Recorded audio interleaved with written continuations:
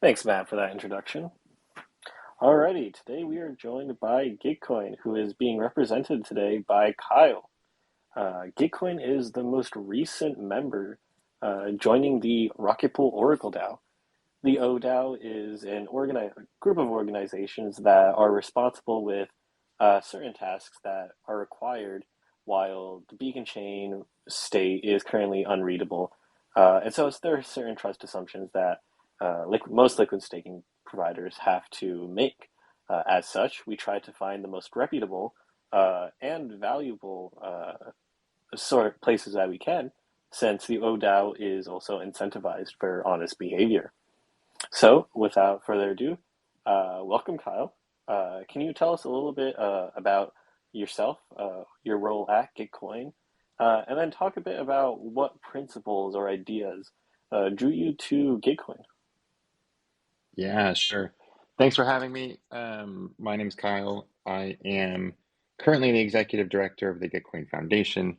I kind of act as a steward and have the awesome opportunity of just contributing and participating on a number of our protocols and product development, whether that's Gitcoin Passport or Allo, our allocation protocol, and Grant Stack. So let's see, your question, what drew me to Gitcoin? Maybe a fun fact. Kevin Owocki is one of the founders of Gitcoin. There's technically three of us, myself, Kevin Owocki, and Scott Moore. And I was at Twitter for a number of years. And after I left Twitter, I led a lot of their developer and API ecosystem work. And I was catching up with Owocki. He and I have known each other for almost a decade. We've done another startup together as well. Wow, wow. Uh, Yeah, there was this awesome opportunity. I'm like, hey man, like what's happening in the crypto space? This was back in 2021, 2020. Yeah, early 2020. And he's like, well, I started this thing called Gitcoin and it's been going pretty well. And this thing about quadratic funding. And he definitely just sort of green pilled me at the opportunity of both funding public goods. But one of the things that I loved most was actually just the ethos of Ethereum. At the time, this was before ultrasound money. This was before the triple halvening, like all of these other memes that have come about. And the meme at the time was very much like focused on financial sovereignty for individuals. Like what was sort of the legacy? ETH is money, ETH is triple halvening, ETH is ultrasound money. But the thing that resonated was really like this opportunity to help what Gitcoin does, which is like funding public goods, funding open source software development, funding like helping communities kind of really fund what matters to them. And so Kevin greenpilled me, which was fantastic. Um, I actually started out having the opportunity to work with the Prismatic team, like my very, very first entrance into the space. I got to write user documentations. All of the articles on like how the slashing mechanisms work are things that Wow, I yeah. wrote and contributed working with um, some of the folks over at the Prismatic team.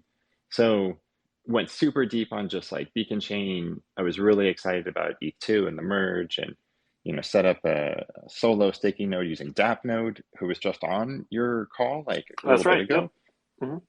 DApp node team is fantastic and have loved their ability to just make staking approachable, like pre merge and at pre genesis of the Beacon chain. Um, but I think much of what Gitcoin's focus on today is continuing to just help communities kind of fund what matters to them and protect the things that matter to them with our passport, our identity and reputation tool. So um, have Yeah, great. loved the Mhm. have just loved the opportunity to kind of partner with folks like Rocket Pool and to go through and make that impact like for Gitcoin and for other communities. So very much appreciative of both being here, but then also just a partnership in the way that we've been able to kind of grow Rocket Pool and Gitcoin closer together. I'm glad you mentioned all the value-driven reasons for approaching in your approach to Gitcoin. I think that's something that resonates really well with the Rocket Pool community. Uh, DAppNode, as you mentioned, is soon going to be supporting Rocket Pool, so that's going to be a huge cohort of at-home stakers that'll be brought in, hopefully. Going back to Yeah. Gitcoin, though, one thing you mentioned specifically was quadratic funding, this idea of quadratic funding. Vitalik, I think in 2020, 2021, put out his paper on quadratic payments. And before we jump directly into quadratic funding and sort of these more niche and nuanced ideas of funding different types of public goods, can you talk a bit about the space of public fundraising and how Gitcoin fits into that space? And then we'll talk about quadratic funding. Yeah, sure. So let's talk a little bit about just like capital allocation and how that plays Right. into grants programs and like funding mechanisms in general. So, I think everyone's familiar with one of the most common funding mechanisms in the world. It's called taxes. We sort of, pay our taxes to quote fund the commons, to fund public goods like roads or parks or school systems or, a number of other sort of welfare programs. And I mean that in like a positive way, not in like a negative way. Hmm. Hmm. Um, and Gitcoin's goal, I think, initially was to figure out how to support open source software development because we believe that that's, $1 trillion of value is created annually by open source software development. And I can assure you, especially for those on this call, like we don't make $1 trillion worth of sort of Right. income as an open source community development. But when you think about WordPress and Joomla and Python and like a number of these just core, super core Web2 infrastructure pieces, it's just fantastic opportunity. And so in the Web3 space, we're really, really fortunate that we have this ethos of like, don't trust, verify. And in order to verify, you need open source smart contracts. Like you need open source like dApps and things. So there's this really strong conviction around like wanting to appropriately reward those who are developing apps and protocols that are open source. That sort of extends your ability to fork them, to modify them, to like audit them, and not to trust but verify. And so as these communities spring up, usually there's this progression of the way funding occurs. There's some sort of liquidity event. Sometimes someone launches a token, or they mint new NFTs, or they do some way of like capturing value from some other larger organization. Maybe they get like a larger EF grant, and they're like, okay, I've got this really great idea. Now I'm ready to build. And so they might build with either bounties or issuing grants, like a direct grants program. And as their community matures, so let's say Uniswap, for example, Uniswap started a grants program shortly after their DAO launched. And about a year after their token launch is whenever they started looking around being like, okay, community's pretty well established. Like there's pretty decent money coming into this. How do we start to make our funding decisions more community led instead of like grants program or Oracle person led? And that's where QF really comes in. QF is arguably the most democratic way to allocate capital. Now, I want to sort of pause for a second. That might not mean it's the best way to allocate capital, right? Like for those of you who remember, Tricky. there was this boat that the UK decided to name. All of their population showed up and were like, we want to name this new science vessel Boaty McBoatface. And that's what won. And the science community, like the owner of the vessels, were like, "Nah, y'all, like we can't do that. Sorry." So they named like the little skiff boat, Boaty McBoatface, and then they named the other vessel of like the USS, whatever it was. But in this particular case, making funding allocations that are more democratic means you're really prioritizing the voices of the many and often the poor over the rich and the few. So the next stage, once you have sort of well-established quadratic funding, democratic funding, these are things that help projects as they're building. One of the final mechanisms that is popular today, not at all the only, is retroactive public goods funding. And this is where optimism has really come in. And the goal with optimism is to help prevent these sort of like waterfall or watershed IPO moments from having to happen. Teams that have built public goods have a lot of market traction. Instead of quote selling out or launching a token or like raising some huge round and making their capture on VCs, optimism is really sort of ambitious in saying, we want to offer retroactive public goods funding almost in a large windfall so that folks don't have to pursue those types of exit strategies. Like quote exit to community doesn't need to be a thing if there's large sums of money that you can earn through retroactive public goods funding. So it really kind of completes the cycle. And so Gitcoin, we play our part. We're very interested, of course, in quadratic funding. We love that Optimism, they're great partners, sort of do a lot of the retroactive public goods funding.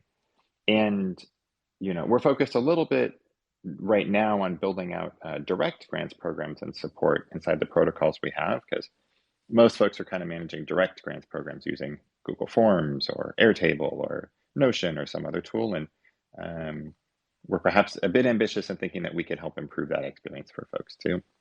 So hopefully that kind of help answers your question on some of like those funding mechanisms and Yeah, like yeah. where QF fits into that too.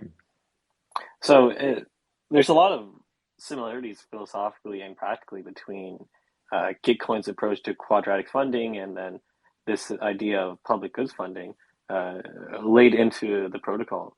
Our voting system is based on quadratic voting scaled to RPL staked, which is also tied to collateral, as well as the Oracle DAO being selected in some degree towards rewarding protocols that have given a lot to the community, like Gitcoin. I think Gitcoin is the prime example of retroactive public goods funding trying to, or Rocket Pool being able to do the best it can in retroactive public goods funding when we have this component of the protocol that, for the time being, has to be there. One thing that is tricky about the Rocket Pool implementation of quadratic voting uh, is that quadratic systems can be Sybil attacked. So with Gitcoin, if you try to use the matching pool, part of the quadratic process, your score or your amplification uh, is set by how Sybil resistant your profile is. Can you talk a little bit about why that's important towards quadratic funding? Yeah, for sure. So maybe just to make sure everyone's kind of on the same page here, a Sybil attack is really like one human, multiple wallets. You're kind of creating fake identities or sock puppet accounts, whatever vernacular you want to use. But in this case, that really erodes sort of the implications if I'm optimizing for like a democratic system where the poor and the many have more voices, a stronger voice sort of collectively than what the rich and the few have. And so in this case, without going too deep in the quadratic funding mechanism, each voice, we care more about the number of voices that are voting on or funding a particular thing than we care about the money that they're actually giving or the weight that they carry. I didn't know this about Rocket Pool's voting, that like you do support quadratic voting. I think that's fantastic. It really helps kind of dampen what just the whales think and really gives a voice to, the little woman in the community, so to speak, like just Right. all of us who have much less RPL to still vote and participate.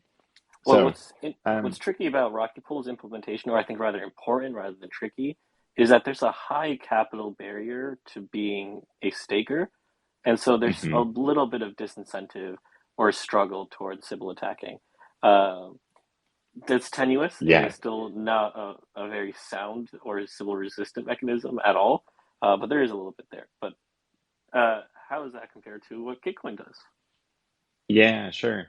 So, in Gitcoin, we have a product called Passport, which is an identity and reputation aggregator.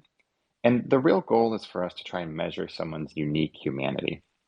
And so I think what you talked about is like this profile score. Inside of Gitcoin, we talk about this as like your unique humanity score. How unique is your sort of actions on chain? Like how unique is the wallet address that you're sharing with us?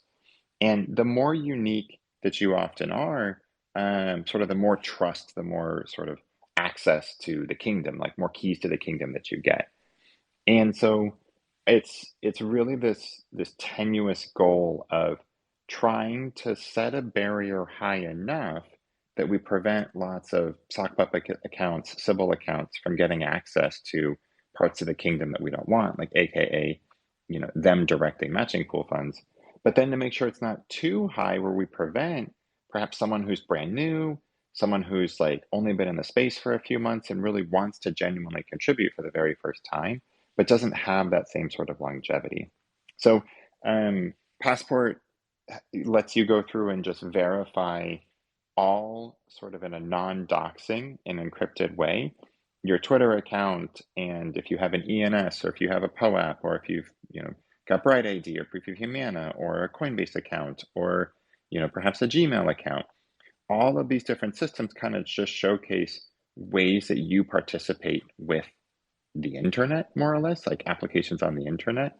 And then from there, we go through and score those what we call stamps or credentials in a couple different ways.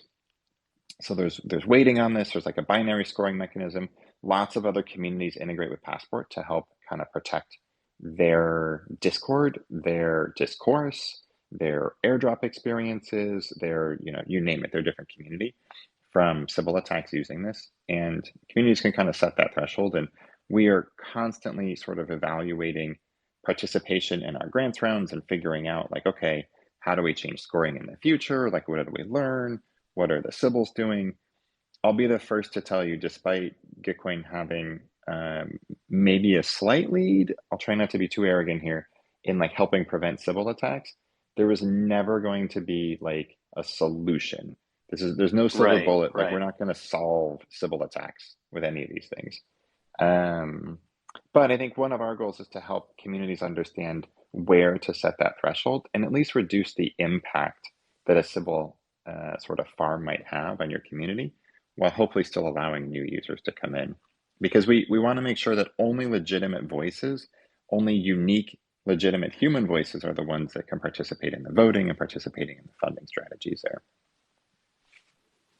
I think that's important that you say that it's unlikely that Sybil resistance is ever truly solved. In the rocket pool ecosphere, Sybil has been floated as one of the ways in which you could reduce the collateral requirement for a node operator. So it's sort of like how ZK math was viewed in Ethereum in like 2017. It was sort of this moonshot idea that maybe we get this math that scales everything.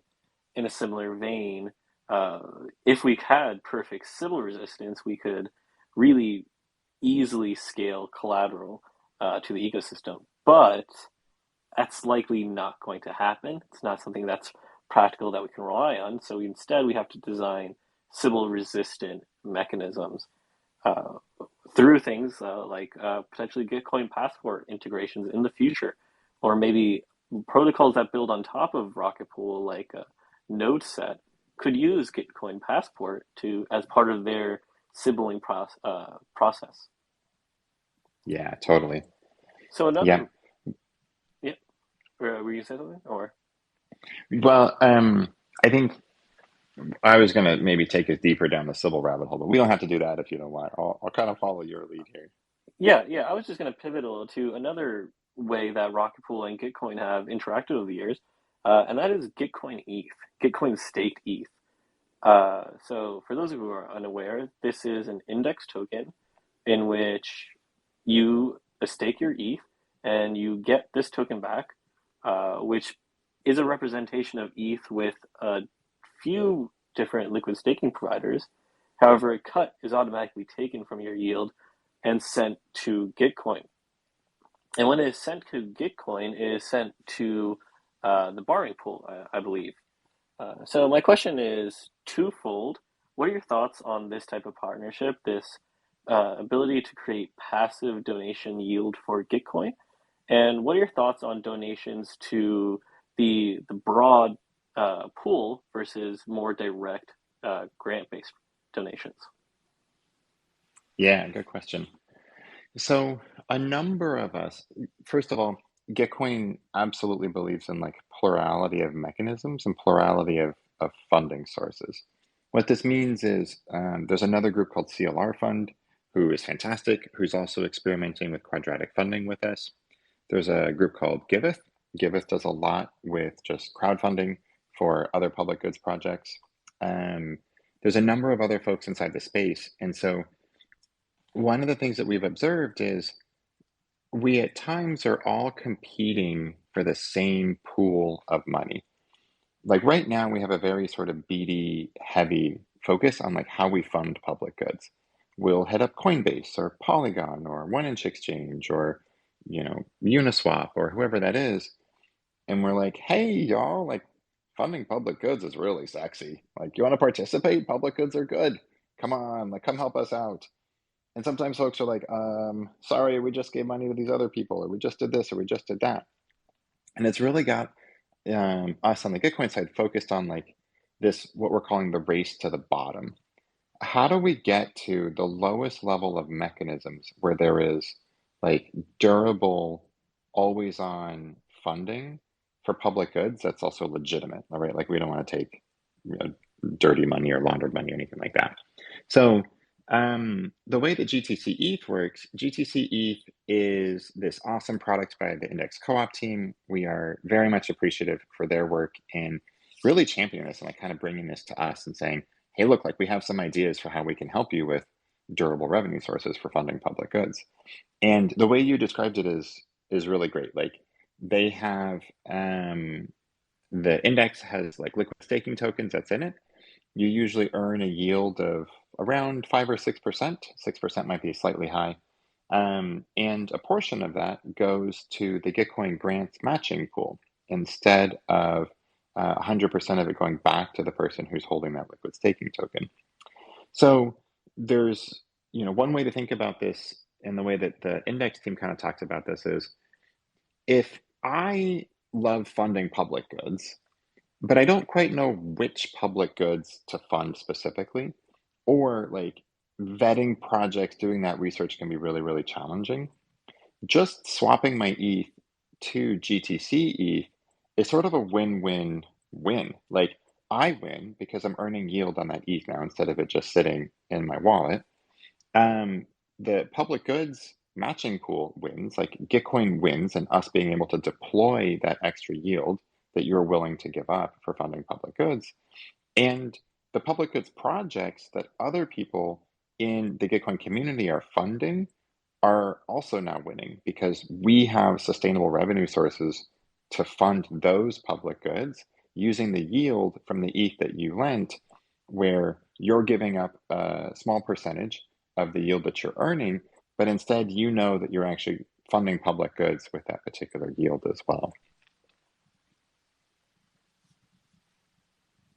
Sustainable funding of public goods is a challenging concept, and one thing I'm interested to hear your take on is how this idea of index co-ops, sort of second layer tax by funding Gitcoin, how that compares to something like contract secured revenue, where fees within the protocol itself are built in to be directed towards public goods. There was a tweet recently by Hayden Christensen of Uniswap where he sort of responded to a tweet by someone from the EF saying that fees shouldn't go to burn, they should instead go towards public goods or various foundations. And so this is a tricky topic. Should the protocol at the base layer support public goods, or should we stick with the current system where we have the app layer, Gitcoin, Index Co-op, teaming up and coordinating these social movements? Yeah, good question. So a little bit of history. Kevin Owaki and a couple others at Gitcoin at the time wrote an EIP to have some of the base fee, the sequencer fees, going back to funding public goods. And that like mechanism design got done. We got really far along, and then it got killed and not implemented at the 11th hour, primarily because of the governance problem. How do you decide how to allocate those public goods in a credibly neutral way that also doesn't king make someone right out of the gate? And so we were very interested in figuring out, like, okay, like sequencer fees perhaps can go back to funding public goods. Perhaps part of the beacon chain, there's like a percentage instead of, the MEV smoothing that's happening in those proposals that Justin Drake and team want to do. Like maybe that's a way to fund public goods.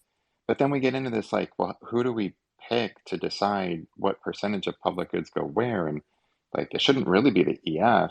Like, or all ETH token holders voting on that. And so we've really kind of like struggled with what the governance decisions are in that particular space. And I love that you brought up contract secured revenue.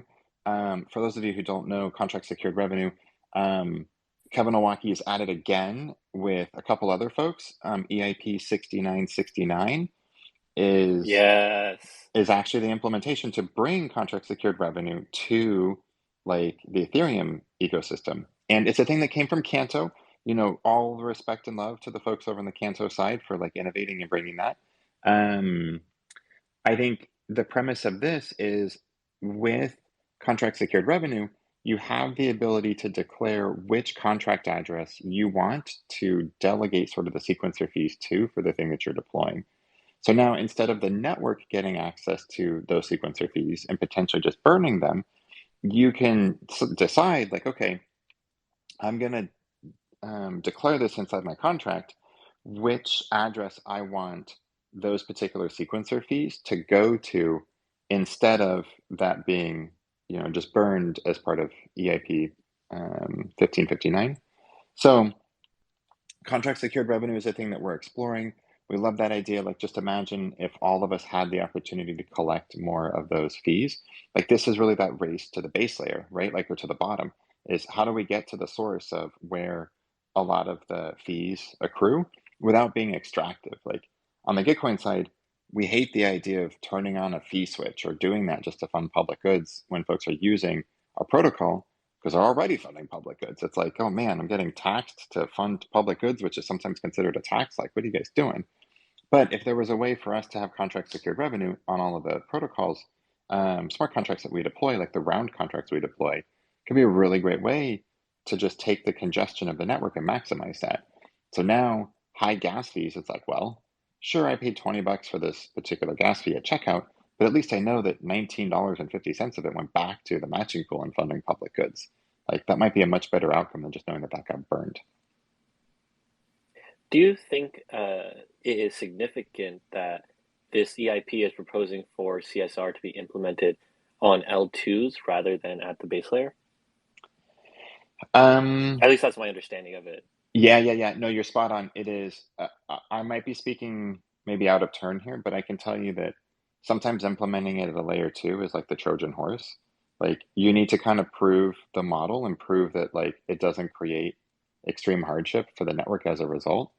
I also think that implementation at a layer two level offers just a lot more freedom and flexibility than what perhaps you could do at a main chain. Like, none of us want to introduce instability to like the layer one. Um, if processing and fees are slightly different and handled differently, whether they're optimistic or using ZK and snarks and stuff, and that can be done in a layer two, then there's a much less opportunity to provide instability in a chain based on the implementation details. So, um, long story short, I think like layer two implementation is really strong as kind of a first step, and then we can evaluate, how risky might this be if we were to do this on, the base layer at like the Ethereum mainnet. Yeah, so that's something to definitely keep your eye on. The area of public goods funding is constantly evolving. Uh, I just want to say thank you, Kyle, for being here as a representative of Gitcoin, and for I believe you are the owner of the actual physical ODAO node. Is that right? I am, yeah, which has been fantastic. Yeah, Like, the Rocket Pool yeah. support folks are so amazing. The Discord is fantastic. Like, I just have so Big much shout out. admiration. Big shout out. Yeah, for everyone in the community on your Discord. And like, the docs are fantastic. Like, being able to interact with the protocol, interact with the documentation has been awesome. Um, but yeah, I have the box, and we have a couple nodes running just to make sure that, I've got a couple boxes running, I should say, just to make sure that like we have redundancy. And um, I have been watching like a hawk to make sure that like our ODAL responsibilities, which kicked off about a day and a half ago, are sort of running smoothly on that box, and there's no problems there. Um, but it's been really awesome just to be able to tinker again. I'm I was going to say rehabbed engineer, but I think I'm actually more of like an engineer that got kicked out of the guild, not necessarily one who's been rehabbed. Yeah.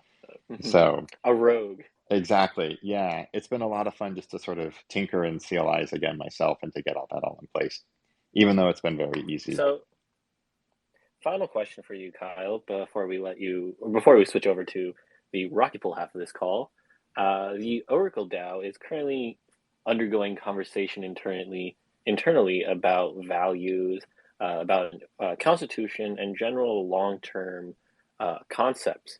So, I'm curious, in your perspective, what are some values that you keep in mind in your role as Oracle DAO for Rocket Pool? Yeah. Feel free Um, to answer that vaguely or specifically as you like. so, I mean, I think you probably asked me something that I have like really strong feels on at like a super meta level, but I'll try and keep it high level. We have such a large opportunity as organizations to think sort of medium and long term with other good actors in the space. I really love the idea of Gitcoin being involved in Rocket Pool's governance, being involved in sort of securing our network, and mostly just being good stewards of a fantastic sort of protocol and mechanism design. So, when given the opportunity to participate, it was like a heck yes, like where do we sign up and how do we make this happen? And, we're working with a number of other DAOs right now to figure out like how does Gitcoin get more involved in OP's governance or more involved in Radical's governance or more involved in sort of like DAO to DAO interactions. Because what we're finding is like contributors come and go. And sometimes I hate to say this, like bag holders come and go as well. And sometimes like your bag holder is like, hey, pump my bags, and that lasts for 6 weeks, and then they sort of move on. And it's like, oh shit, like what decisions did those bag holders make while they were here? And they might not be thinking about sort of long-term opportunity.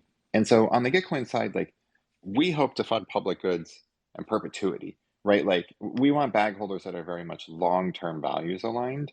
And I think this is where getting Rocket Pool involved in Gitcoin's governance or getting other folks involved that have like these long-term sort of like Web3 altruistic vision is just really, really helpful for us as a team, but also as just kind of like an ecosystem, an Ethereum ecosystem. So um, when I think about our participation, like to me, it really is how do we make sure that like Rocket Pool stands the test of time, that like the protocol has the staying power. Um, to continue to help secure the network? And, how does Gitcoin play a part in that?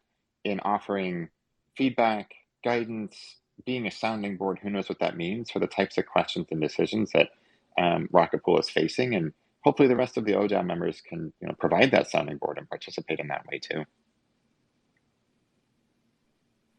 Awesome. Well, thank you for that very thoughtful answer. Gitcoin, as specialists in civil resistance and funding of public goods, is certainly an important voice as we move on in the future of Rocket Pool. You can follow Kyle at KBW, and I believe the Gitcoin round just ended today. Otherwise, I would say go donate to the current Gitcoin round. Any shout outs you want to give, Kyle? I, just would continue to show my appreciation for both participation and to the Rocket Pool community for having us. It's been really awesome just getting more involved in the Rocket Pool sort of Discord and team, shit posting in some of the trading channels and stuff as well in the Discord. So I appreciate you all, and yeah, thanks for having me. Thank you again, Kyle. We will now be switching over to the bi-weekly update, where we cover what's going on in Rocket Pool in the past 2 weeks. Starting off with some stats about growth. This is the first full bi-weekly, I believe, since Atlas launch, and growth has been nothing short of astounding. The rETH supply has just passed 300,000, with around 20% growth in the past 2 weeks alone. Mini pool count has grown 10.5% in just these past 2 weeks.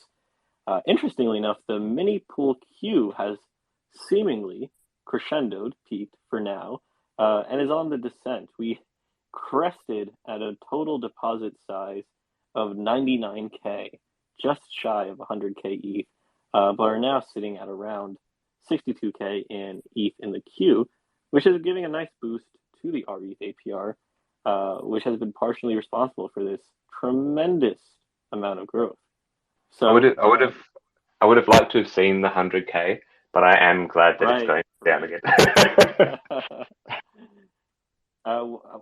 Broadly speaking, how do you feel about growth? If I'm not mistaken, we've averaged about 2 to 3K ETH in the deposits per day. Obviously, that doesn't include the mini pool half of that. So total ETH deposited to the Beacon chain has been just tremendous. Yeah, Atlas is definitely doing its job. That's great. So, um, yeah, it's really good to see those deposits coming in. I never get sick of seeing that whale animation breaching in Yeah. events. That always cheers me up. Um, and so yeah, so those deposits are kind of coming through, which is fantastic. Um, we've got a decent amount in the queue. I think we're pretty set for when Lido activate their withdrawals. Yeah, so no, I think it's going very, very well, and we'll see how it kind of goes over the next few weeks. Another interesting tidbit is that we crossed 3.2% of the Beacon chain.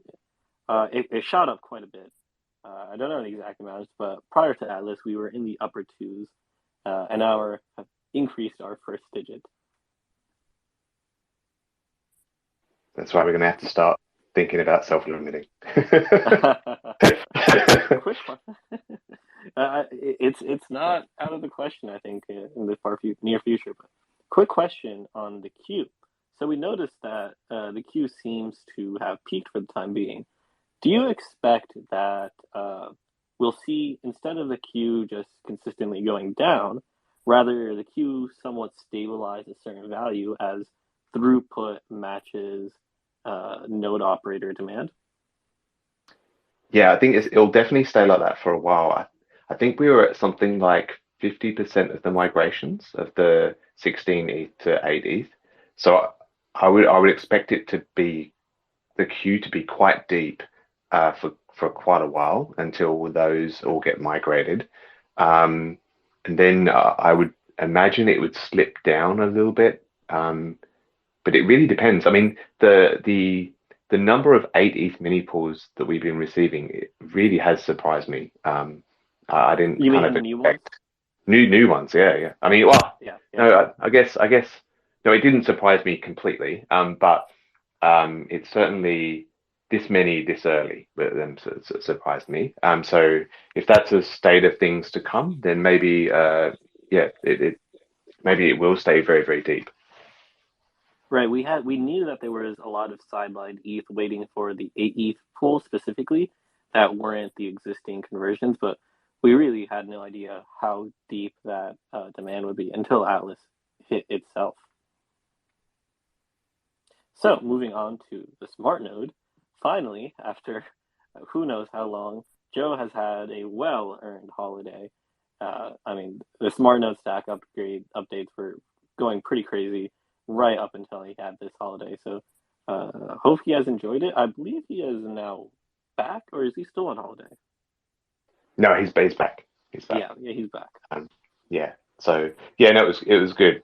He it's very difficult to keep Joe out of Discord though. So we kept on barking at him to like go away. So It's funny. It's funny. He was probably having you bark at him to go away, and then he would go into trading, and then trading would bark at him to go away. Feeling quite But still, he unwanted. can't resist. No, he can't.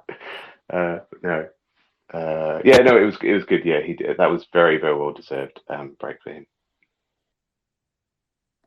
Otherwise, I believe the smart node has been relatively quiet, except for uh, the interesting bug slash oversight. Well, I don't think I would call it a bug, but the issue that happened with the solo staker migration and um, not changing their uh, withdrawal address.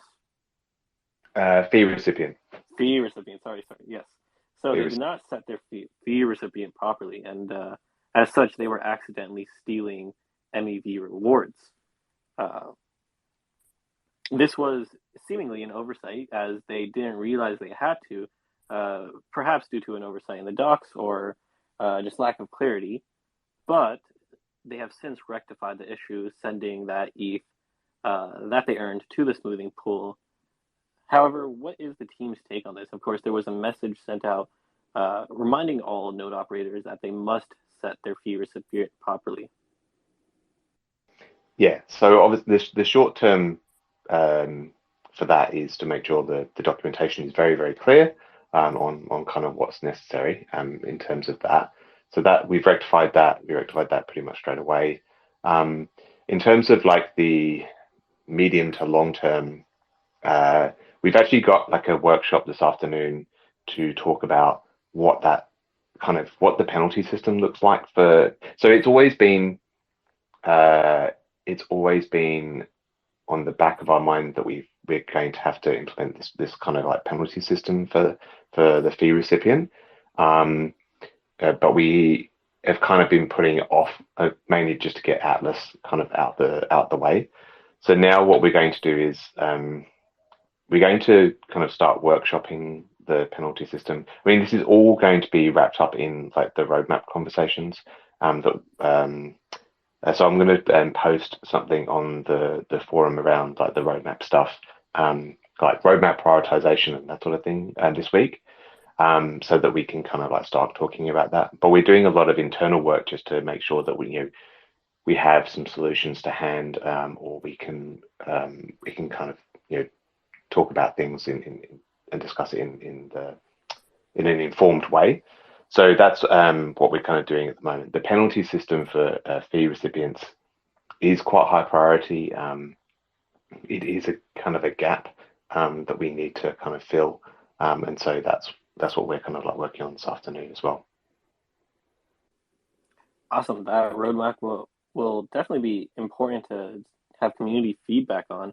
I know that the team was asking for feedback on this topic for a little while now. Curious how that will develop. So just one last reminder. Yep. Oh yeah, so it's definitely a community developed sort of thing. Right. It's not like how we've done kind of previously where we basically just send everyone a Gantt chart. This time there's been a lot of discussion in kind of one of the threads under governance. I think it's under governance, and what should be in there. Ken's kind of like summarized that for me, so that's amazing. And so I've been going through that. Internally, the team, we've had kind of our own conversations about the roadmap as well, and now it's basically putting that on the forum to get an idea of kind of priority. And so that we will be asking kind of everyone, what are the things that everyone cares about, and then we'll develop a priority based on that. In a related topic to prioritization, how have the background conversations about ODAO gone? I believe generally the topics have been related to the Constitution and also principles of the future. Yeah, so we should have some information about that very, very soon. So that's gone actually really well, and so we've basically drafted the documents. It's going out to the ODAO. The ODAO portion is going out to the ODAO first, just to make sure that they're across all of that stuff, and also get their input on some options that we've got in there, and then we're going to open it up to the community as a whole as well. But yeah, that's kind of like the process that we've been going through. But the documents are drafted now. I think we've just got like one final thing, and then we'll put it out to the ODAO just to make sure that they're across it first, and then kind of put it out to the community. Perfect. That will definitely put a pin in a lot of the conversation that's been clouding trading. The common meme is every Tuesday we rant about the ODAO, which is fairly accurate. So glad to see that coming along. Is it just every Tuesday? Oh yeah, no, that'd be amazing if it's just every Tuesday. Tuesdays when there's a viral tweet about it. when Okay. the weekly crescendo. Right. Okay. Gotcha. uh, so on to a very bread topic, very alpha-filled topic, one that I've been waiting quite some time for, and that is the first sort of confirmation that Rocket Pool is working on a ledger integration. And uh, based on looking at the GitHub a little bit, it's not just for getting rETH access. There's a little bit more to it. Can you talk a bit about it, or should we still remain sleuthy on GitHub for the details? So no, I should be able to give you. I should be able to give you quite a lot. There's one element of it that I just need to confirm with Ledger. Um, but you've been waiting for this. We've been actually working on this for a very long time. So Ledger, Very long. very long time. Like might even been not long after our launch or something Yeah, crazy. no, it was 2021. I remember Yeah, there was yeah. yeah. So we've been working on it for a very long time, and just just with the how things kind of worked out, we just haven't been able to kind of like either um yeah just there's a few things that kind of like we had to work through in terms of both the how it was going to interact and that sort of thing, and then this last piece was this kind of like a ledger. It's like a C++ component thing you have to write to essentially enable the ledger to interpret the calls, the contract calls, and so it can display the right information and all that sort of thing. So so yes, so we finally gotten around to doing that last piece, and so that is so came to that last week and this week, and so we've got to submit that for review. I've got to have another chat with Ledger. It's probably going to end up being next week, because the guy I usually speak to is on holiday at the moment. But we can kind of like get that hopefully reviewed, and then yeah, we'll have kind of integration with Ledger. There's a couple of things there. So it's not just staking and unstaking, although that obviously that's a major thing. It's staking and unstaking, but it also kind of this component that we've written also supports a load of other like transaction types as well. So pretty much anything that you interact with the website is kind of supported through Ledger. That's the idea anyway. Again, we need to nail that we need to kind of like connect with Ledger and just package that all up. But that's the plan anyway. So there have been a variety of types of roadblocks over the years to this integration. One of them has been I remember that you and Dave came to the IMC early on with a similar topic, and the problem at the time was, well, rETH was sitting at a premium, and if we had this wallet integration at the time, we would just be opening up a bunch of users to some really bad experience if they were to try to suddenly either be given the notification that the deposit pool is full and come back later, or potentially buy over peg. So at the time, as much as we all wanted to have something big like potentially a ledger integration, but we didn't know at the time. Uh, we couldn't recommend it. But now the situation, of course, has changed with Atlas. Uh, the deposit pool is essentially unbounded for the time being, and so pretty much regardless of the blow size that could come from Ledger, we'll still be able to give a good UX experience. I'm curious how much that issue was associated with the timing of this, or is it sort of more other factors?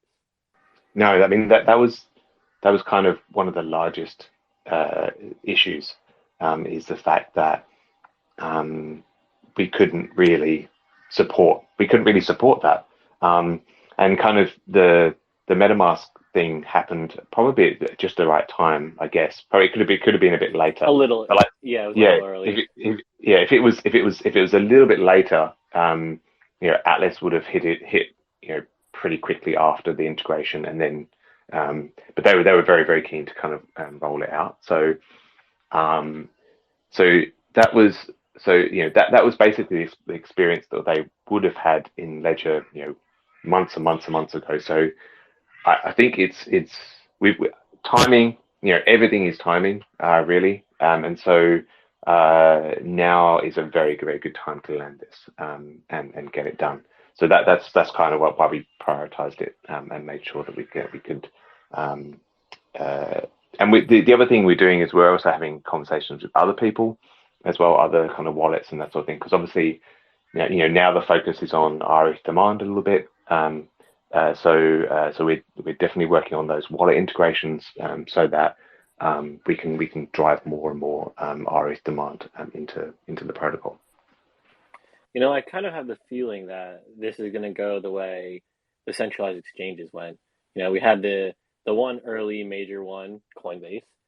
Then we had the major one, Binance, and then everything followed after Binance. It would be pretty funny if we saw like a perfect mirroring of that, where we have the early big one, MetaMask, and then the big one, Ledger. And then suddenly everyone else follows after. It would be pretty poetic. Yeah, and perfect timing, I think. Yeah. We can now build up that build up those flows into, and also, I mean, on the integration side, that's coming up as well. It's that's firing because, and for the same reason, and so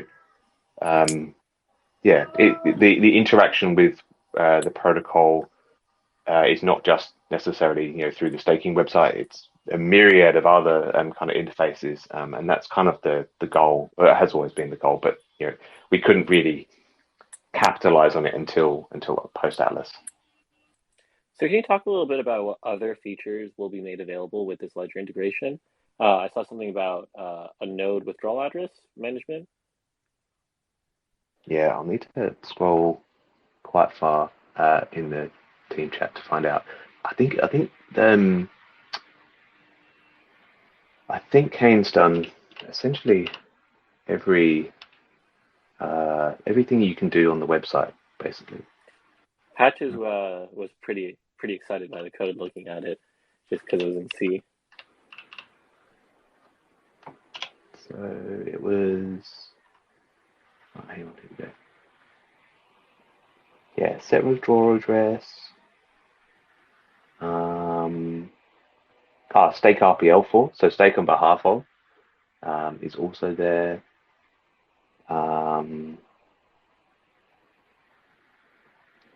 What else? Swap RPL version 1 to version 2.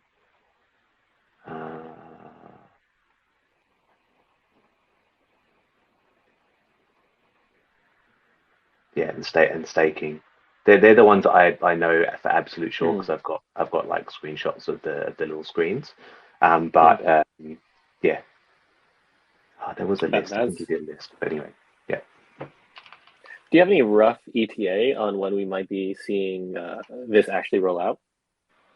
So it's a bit dependent on Ledger reviewing it. They have been very, very keen in the past, so hopefully we'll get it reviewed, because we have to submit this code. They have to review it to make sure that we haven't like introduced any malware or anything else into it, and then that would be basically. I think that's the last. I think that's the last piece. We might need to do some interactions with Ledger to talk about with like Ledger Live and that sort of thing. I'll know more next week, so I can try and give a little bit more. By the next community call, I should have a better understanding of the timeline. I mean, hopefully it's just a couple of weeks, but I have to kind of like clarify that with Ledger themselves. Would Ledger be separate from Ledger Live? Are those two different things, or is it just one and the same? I think it's I think it's basically this. Well, it's not the same. It's how I clarify anyway. Ledger Live is their interface that they kind of access our application through, And then you have the ledger device and the kind of embedded software that's in that to do the like the Got screen it. thing. So that's how I kind of like talk about it. But yeah, so kind of have to see once I start talking to them about that. Right. We'll definitely be looking forward to that. So, moving on now to integrations. One that is pretty popular in the community right now is Gravita. Has just had, actually, they did not launch, but they are planning, they announced their plan to support rETH upon launch. Gravita is a protocol that has been born out of the community. Red who just featured on Whack Whack Attacks longer form podcast, Launchpad, is heading up this protocol. This protocol is based on Liquidity, LUSD, which is a stable coin that does not have quite the same central risks that DAI has. However, the peg on LUSD is not as strong. One of the drawbacks as well of LUSD is the lack of liquid staking token support. As such, Gravita aims to fill in that niche. It is a liquidity-friendly fork and is designed specifically to support decentralized staking tokens. So I will definitely be following this closely, and I think it would be quite good for the ecosystem overall. It's definitely cool to see members of our community branch out and then create things upon the protocol. This is not the first time, or it's not the only protocol in which that is the case. Yeah, many such cases. Right, many such cases. This is one of the protocols of all time. Speaking of protocols that are built on top of Rocket Pool, Flashstake is announcing a new campaign to support their rETH time vault. So Flashstake is a protocol that combines fixed income with leveraged staking. So what they let you do is flash loan up and lever up your rETH, what's also known as folding or hyperstaking, and then you get fixed income or a fixed portion of that leveraged position immediately. So you can start with, say, 10 ETH, leverage that up to 30 ETH, and then withdraw a 5% yield equivalent on that 30 ETH right up front. Of course, the ETH is locked in the vault until such time that the yield is fully accrued. However, this novel vault type is a new tool in DeFi. So definitely check that out, but make sure you do your own research, as this being a novel tool in DeFi definitely is risky. They have actually been pretty active in our Discord, so you might find them in there if you have any questions. Blockscape announced an NFT-based mini pool service on top of Rocket Pool. This one is pretty interesting in that it is potentially the first major competitor to Allnodes. Blockscape is a staking as a service provider, and I believe also a Lido node operator. So they do have the professional, ironically, professional suite of skills to provide strong node operation. And it is good to have competition in the space so that Allnodes isn't simply a monopoly or a lazy monopolist. You know, the more competition in the space, the better, even if we would prefer users to stake at home. Darren, any thoughts on the burgeoning SaaS ecosystem coming up around Rocket Pool? Yeah, I think I suspect it will kind of continue to grow. And I mean, from our perspective, obviously, you know, that it helps the protocol grow. We all can continue to work on getting as many home stakers in. That the long tail is where we kind of make sure that we are as decentralized as possible. So that's definitely where a lot of the focus is on, lowering that barrier of entry. But the SaaS businesses do offer different. They have different value propositions for different types of people. So it's still. I mean, one of the things that is kind of important is nurturing an ecosystem of these SaaS providers to make sure that there's as many of them as possible. Again, so that we kind of have a a much more kind of like decentralized way of kind of doing things, scaling horizontally rather than just kind of vertically. So yeah, there's a few things there. I think the more the better, rather than just having one or two big ones. It's definitely better for Rocket Boy in that sense. Right. This is a topic that I think will be brought up in the roadmap conversations as uh, making Rocket Pool more friendly from a contract perspective for staking as a service providers was once a big topic. And so whether or not the community feels that is a major priority moving forward will be interesting. Of course, at the moment, we have the splitter contract for whale marriages, which does reduce a lot of the trust assumptions. However, it is a independent project, uh, and it still has its own pitfalls associated with it. So in the interim, having competition in the professional staking as a service industry is definitely a net benefit. Swiss staking raised a draft proposal on Commonwealth to incentivize rETH pools on Evmos.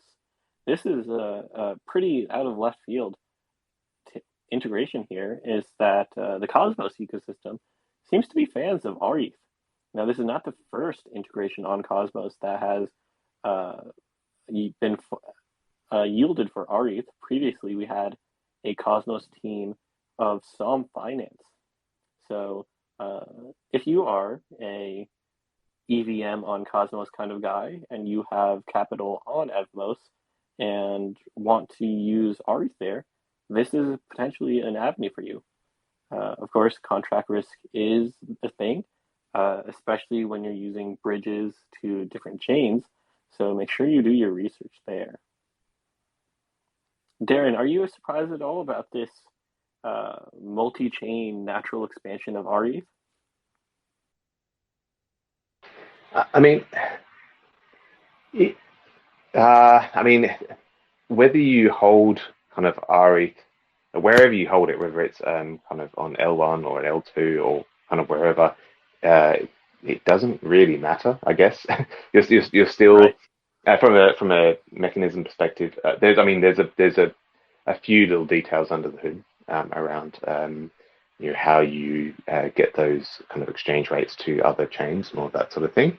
Um, but effectively, it doesn't really matter where you hold it or where you obtain it, and you're still kind of staking. So, so no, it is interesting. To be fair, I think I've kind of more been thinking about the L2s rather than, say, Cosmos, for example. Um, but no, I mean, it makes perfect sense. Yeah, I fully echo that, especially with rETH being a fairly simple token design. It just passively increases in value rather than rebasing or anything. It makes sense that it's going to be quickly adopted across the chains where essentially it'll fill in the demand wherever people have it. And hopefully people do their due diligence and don't lose their rETH on other chains because the only truly canonical rETH is rETH on L1. So when you are using a bridged rETH asset, there is some assumption there. We don't currently have true L2s. One day we probably will, but until that day, make sure you do your research. So, Twister Finance, speaking of L2s, is a DApp on Arbitrum that has recently added rETH for collateral. You can borrow stablecoins against them there. Uh, Speaking of borrowing, Alchemix Finance has increased their rETH vault cap by an additional 420.69 ETH. Nice. Alchemix allows you to mint ALWETH or ALUSD against certain collateral types. They only allow yield-bearing collaterals, and so they pioneered this notion of self-paying loans. For example, if you take out an ETH loan against rETH, that loan over time will actually pay itself off from the accrued interest of your rETH. As such, people have liked using Alchemix to fold and leverage their rETH. This strategy was made popular in part by one Reddit user, Logris the Bard. So if you are interested in folding your ETH on one of the older lending platforms, check out Alchemix. A new LSD entrant in the space is OctoLSD. This is sort of a yield farmy type protocol. So they are incentivizing an rETH pool. If you are interested in that type of quote unquote degeneracy, give it a try, but make sure you do not get rugged.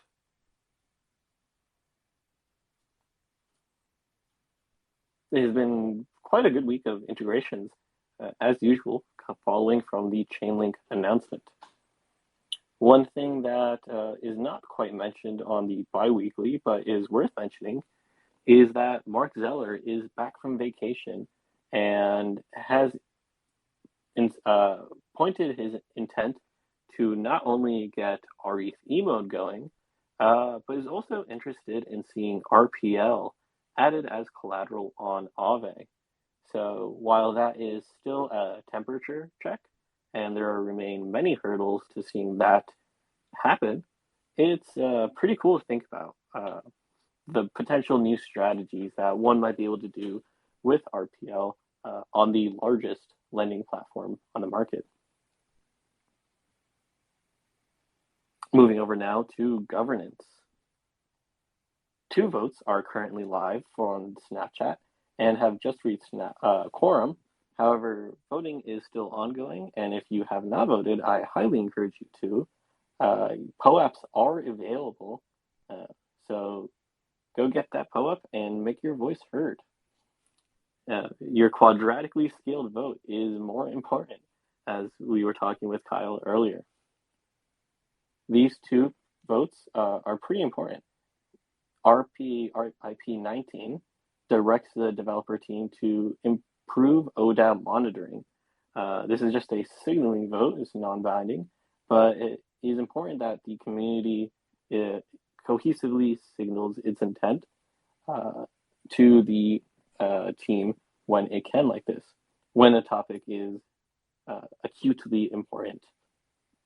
RPIP20 is a vote to expand the IMC charter to increase RPL Oracle coverage. This is a limited amount of incentives that can be used on this purpose to keep things in scope. Speaking from the IMC, this will be used for full range V3 liquidity on the RPL WETH liquidity pairing. It will be a small amount of liquidity, not enough for major lending services, but it will increase the safety of the Oracle tremendously. So that is why the IMC thinks it was worthwhile to include that change there. Any concerns or any comments, Darren, on that vote, the inclusion of the Oracle coverage for the IMC committee? No, I mean, we've got the kind of, I guess, the constraint in there in terms of how much can be used. The goals are kind of quite clear. I mean, the second one's a little bit fuzzier, but certainly the goal, the intent is quite clear to ensure the stability of the RPL price. So Yeah, I think it's good. I voted in support. So yeah. Awesome.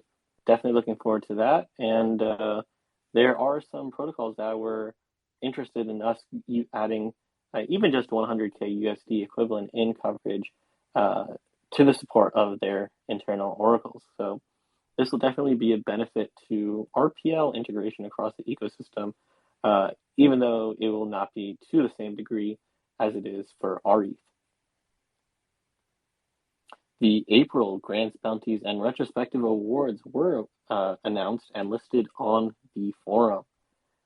This round has a number of different awardees of different categories, and it's very exciting to see the Grants Bounties Committee finance the community.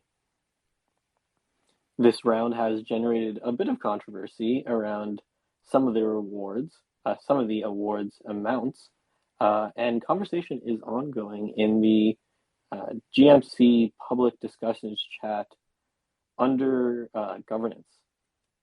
If you were an awardee, were rejected, or if your sizing fell off to you, I encourage you to share your opinion in a constructive manner in the Discord or on the forum or in private with the GMC members. It is possible that it is likely, rather, that we don't have the perfect GMC structure at the moment. So making revisions to it as we go is crucial to getting the best operating procedures that we can. Another movement within the community has been a coordination effort to document outreach to large DAOs and organizations for their support in staking with Rocket Pool. This initiative by, I believe, Dr. Doofus was kicked off after a variety of different groups had all independently started pursuing different DAOs for staking. This included Looking for Owls and a few others going towards Nouns DAO, a group going towards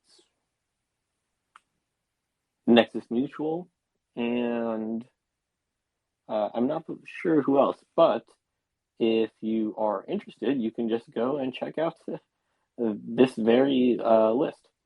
And if you want to help, you can reach out to DAOs that are not on that list. The one that I was missing was Gnosis DAO. Thank you to this chart. So yeah, this is a great opportunity to help out in the community. There are tons of DAOs out there that either have all their ETH staked with Lido or just have ETH unstaked, sitting doing nothing. As we get closer to Lido withdrawals, and now that we are past our own withdrawals, it's a good time to start evangelizing the benefits of RE4 protocols. You know, we are arguably the most tail risk resilient, least centralized liquid staking protocol, and for decentralized organizations, that can be a strong selling point. Do you have any takes on this community-wide effort to sort of reach out to these DAOs? This is why I love the Rocket Pool community. They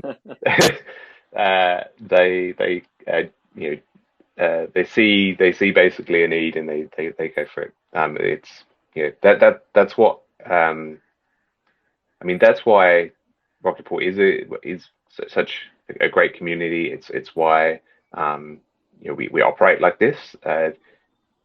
DAOs are I guess they're inefficient in some ways, but they're extremely efficient in others. Yeah, it's very, very good. we do operate sort of like a hive where once the hive has attached to a goal, it can very quickly do that goal if the hive gets pointed in that direction. Yeah, that's right. Yeah, no, it's fantastic. So that summarizes this round of governance topics. I definitely encourage you, if you haven't, to make sure to go vote in those two snapshot votes. Next up, we have media and marketing. And just scrolling, it is a wall of links as usual. But we have some pretty cool shout outs in this section. Masari has done some pretty good work on the post staking landscape. Notably, with Luga nodes, they documented how Rock Pool has done quite well relative to the competition. Fidelity, a legacy institution, itself has even noted how Rocky Pool's growth has been growing, again using the Masari information. Bankless, on their weekly roll-up, put out a good word on the tremendous growth Rocky Pool has had since the Atlas upgrade, as well as doing a little bit of explanation on how the protocol works. Blockworks is another research institution that has put out some really good information about Rocket Pool in this time period. They also noted how node operators switching from solo staking earn approximately 45% more.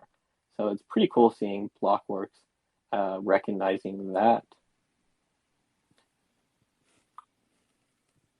The Luga nodes in particular was quite interesting to me because they referenced Masari, who in turn referenced Dr. Worms. So there's a bit of June dashboard inception going on there.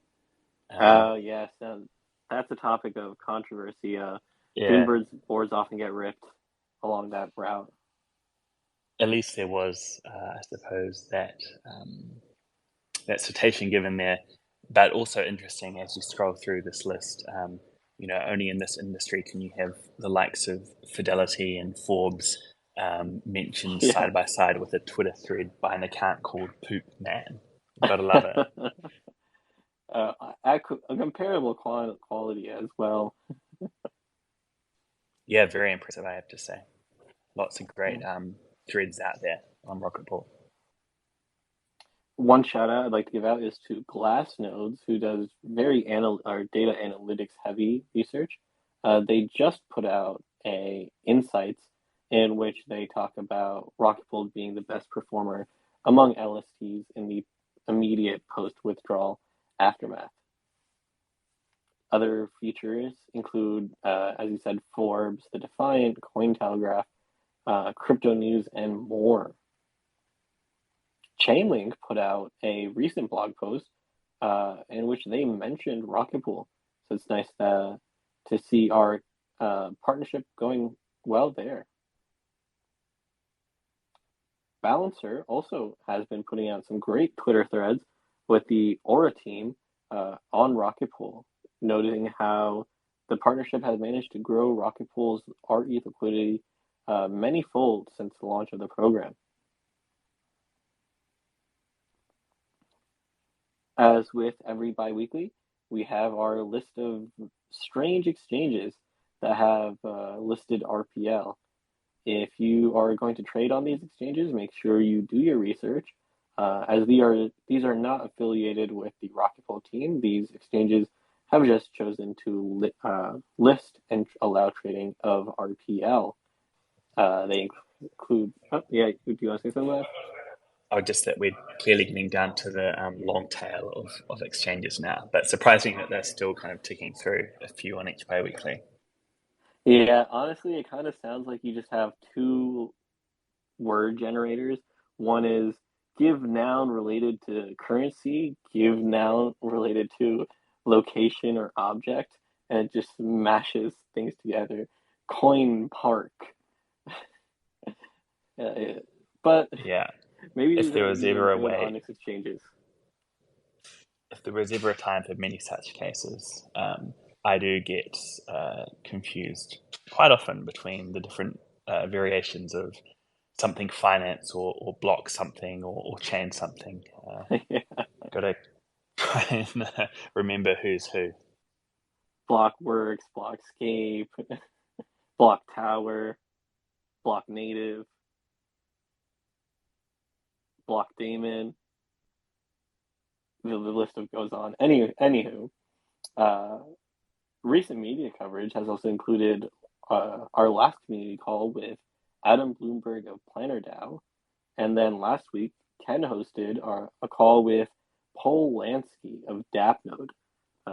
So that one is definitely one to check out if you are interested in the progress with the Rocket Pool Dapnode integration. Mav, do we have any events coming up in the near future? We do. So, can you hear me? Yes, sir. Okay, great. So yeah, we do have that list of upcoming community calls. I was just about to add another one going into June, and there are a couple of panels floating around as well. I've just added one recently that's in just over a week's time. Langers is going to be on a panel which looks quite interesting. So we have representatives from Oval, Alluvial, Eigenlayer, and Coinbase. And there is going to be another panel towards the end of the month.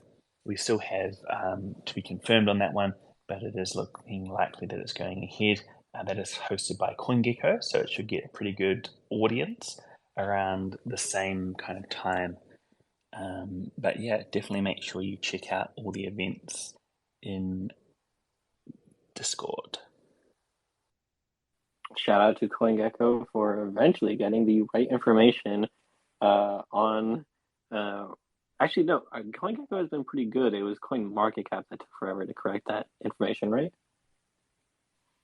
Yeah, you're right. CoinGecko is usually very responsive, and actually, what I thought you were going to mention, wondering if someone spotted it, CoinGecko have recently added the L2 contracts for RPL, so they're now available on the site, which is good to see. But yeah, Nice. I did not notice CoinMarketCap fully that. up to date too. Awesome. Well, with that, I believe that just about wraps up today's call. Today we were joined by Kyle of Gitcoin, who is one of their top ranking officers, essentially. He was one of the directors. In that call, we talked a bit about Kyle's journey through crypto, how he got into Gitcoin, Gitcoin's role in the ecosystem, the value of public goods funding and quadratic funding in particular. We then jumped into the relationship between Gitcoin and Rocket Pool and these macro ideas of DAO to DAO interactions. In the second half of the call, we were joined by Langers and talked about the tremendous growth Rocket Pool has had in these past couple of weeks. The astonishing 20% growth in rETH supply to break over 300K. We celebrated Joe celebrating his own well-earned holiday. Shout out to Joe. Glad to have you back now. We talked a little bit about the issue with a node operator accidentally stealing MEV due to incorrectly setting their fee recipient address after solo staker migration. We talked at length about the much awaited for Ledger integration. You will soon be able to stake ETH for rETH on Ledger, as well as access almost any in-wallet command that the Rocket Pool website offers. So that will be a huge new demographic, hopefully boosting our rETH demand substantially. In the background, the team and ODAO continue working on protocol roadmaps and updates. The integration side of things has been incredible. Gravita Protocol announced their intent to launch with rETH support, Gravita being a community-based protocol with founder Rhett Ship. Flashstake announced their news campaign for an rETH time vault. Flashstake is a leveraged fixed income product built on rETH. Blockscape is an NFT-based staking as a service company on top of Rocket Pool, similar to Allnodes, but provides some competition. A Cosmos-based project, Swiss Staking, raised a proposal to incentivize rETH liquidity on Evmos. Pretty interesting, but we appreciate the Cosmos love. Twister Finance, a lending market on Arbitrum, added rETH as collateral, as did Alchemix on Mainnet. They increased their cap by 420.69 rETH. Nice. In terms of governance, two major votes are pending, one of which is to signal to the developer team that the community would like improved ODAO monitoring, as well as a vote to expand the IMC charter to increase RPL Oracle coverage. The April grants, bounties, and respective awards were made available, and a coordination effort was launched documenting outreach to major DAOs. In terms of media marketing, we've had coverage from, as Maverick put out, people as dispersed as Poopman and Fidelity this past couple of weeks. So you can take your pick of what kind of content you are looking for, from degenerate to degenerate but in a tie. Some fancy Twitter space mentions are Chainlink, who put out a thread mentioning Rocket Pool, as well as Balancer and Aura, who have both shown their support for the Rocket Pool partnership. A proposal was raised for Gnosis DAO to stake their treasury assets via rETH, and similar proposals are being worked on in Nouns DAO and Nexus Mutual. That summarizes today's call. Thank you for joining us, and I look forward to seeing you all next time. Thank you very much, Jasper. Thank you, everybody. Cheers. Speak to you in 2 weeks. Thanks, everyone.